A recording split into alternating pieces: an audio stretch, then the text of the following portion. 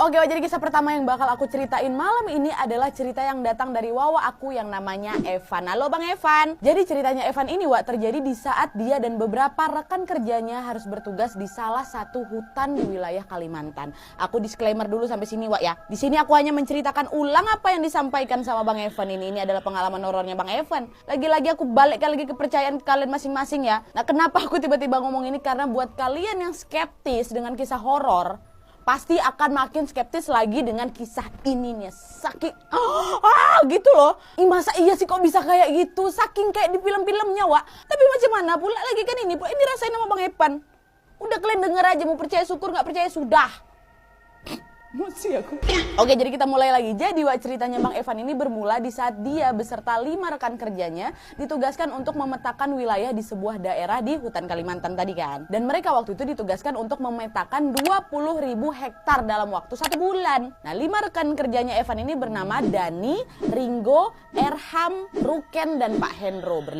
Berenam sama Evan ya. Waktu itu mereka dijadwalkan mulai bergerak ke lokasi pemetaan pada tanggal 23 Mei tahun 2010 Wak. Kalau kata penduduk setempat, lokasi yang akan mereka masuk ini disebut dengan nama Hutan Perawan namanya. Aku nggak tahu nih apakah nama sebenarnya apa cuman istilahnya, tapi Bang Evan bilangnya tuh Hutan Perawan. Kenapa? Karena cuma sekitar 100 meter ke dalam aja lah hutan ini pernah dimasuki penduduk. Nah, singkat cerita, hari itu mereka pun sudah sampailah di wilayah Hutan Perawan ini. Pas mereka mau masuk ke dalam hutan, Wak, mereka ditemani oleh salah satu penduduk setempat yang bernama Pak Atul. Jadi total waktu itu jadi berapa? Bertujuh. Nah, pada awalnya Wak, dalam perjalanan mereka tidak menemui hal janggal sama sekali. Tapi memang perkiraan waktu perjalanan mereka itu tidak sesuai dengan yang mereka rencanakan. Karena ternyata mereka lebih membutuhkan banyak waktu lagi untuk mencapai lokasi pemetaan. Dan waktu itu di saat mereka sudah berjalan sejauh 32 km masuk ke dalam hutan, disinilah baru mereka semua mengalami hal yang tidak bisa mereka lupakan sampai sekarang Wak. Jadi di hari ketiga mereka di dalam hutan itu, mereka pasti udah ngerasa capek, lelah kali ya kan. Akhirnya mereka memutuskan untuk membuat tenda nih untuk beristirahat sekitar jam 1